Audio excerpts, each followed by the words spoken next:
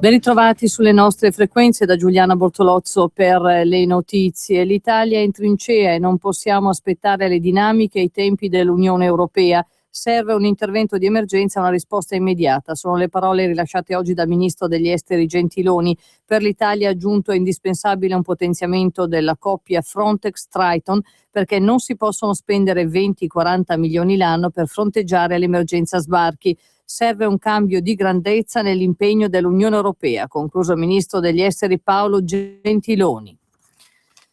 A margine dell'inaugurazione del nuovo Terminal 1 dell'aeroporto varesino di Malpensa, il governatore di Regione Lombardia Roberto Maroni ha commentato anche la tragedia avvenuta ieri nelle acque del Mediterraneo con il ribaltamento di un barcone e la morte di molti immigrati clandestini. Il blocco navale e l'istituzione di campi profughi in Libia è una soluzione per fermare le tragedie in mare, ha detto Maroni. L'Unione Europea e le Nazioni Unite devono andare in Libia, bisogna andare lì, fare lì campi profughi e mettere le navi militari a 10 miglia dalle coste della Libia, perché se qualcuno parte viene riportato indietro.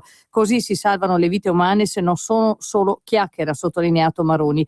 Ho sentito solo chiacchiere dal governo. Renzi dice ci vuole una strategia. Bene, ma bisogna darsi una mossa. Questi muoiono perché partono. Bisogna fermare le partenze e fermare le partenze si può fare con i campi profughi in Libia e il pattugliamento davanti alle coste libiche. Ma non bisogna perdere ulteriore tempo, bisogna decidere. Renzi invece continua a chiacchierare, l'Europa non c'è. Bisogna partire subito e questa è la soluzione, ha assicurato il governatore lombardo Roberto Maroni.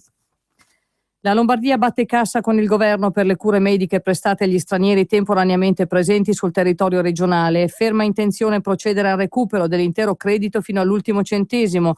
Parola di Mario Mantovani, il vicepresidente assessore alla salute di Regione Lombardia, lo ha ribadito oggi intervenendo su Tele Lombardia. Mantovani ha poi spiegato: è in corso da parte degli uffici della Direzione Generale Salute, a seguito di una nota pervenuta dal prefetto, una puntuale ricognizione sui crediti che le aziende pubbliche lombarde vantano verso il Ministero dell'Interno. L'assessore lombardo alla salute Mantovani ha infine confermato che sui rimborsi non c'è alcuna trattativa in corso tra Regione Lombardia e Governo per il tramite della Prefettura di Milano.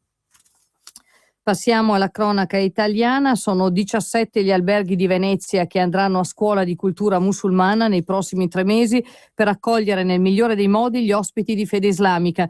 10 strutture sono nella categoria 4-5 stelle.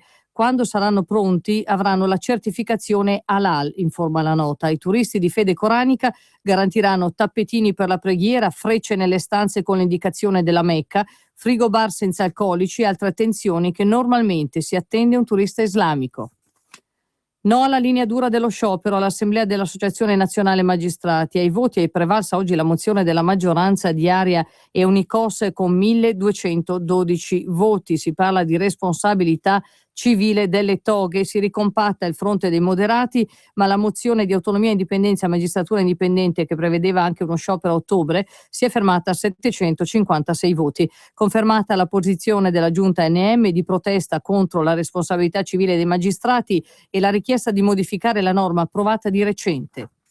Dall'estero, Libia, è stato aggiornato al 3 maggio il processo a Tripoli a carico di 37 figure di spicco del regime di Muammar Gheddafi, lo riferisce l'agenzia stampa libica Lana, sottolineando che Saif al-Islam non era presente in aula come già avvenuto in altre occasioni. Saif al-Islam, figlio di Gheddafi, è detenuto dal novembre 2011 dalle milizie di Zintan e in passato è apparso in videoconferenza. I 37 esponenti del regime di Gheddafi, morto a Sirte nell'ottobre di 4 anni fa dopo la cattura da parte dei ribelli, sono tutti accusati di aver contribuito alla repressione della rivoluzione del 2011 che ha deposto il colonnello.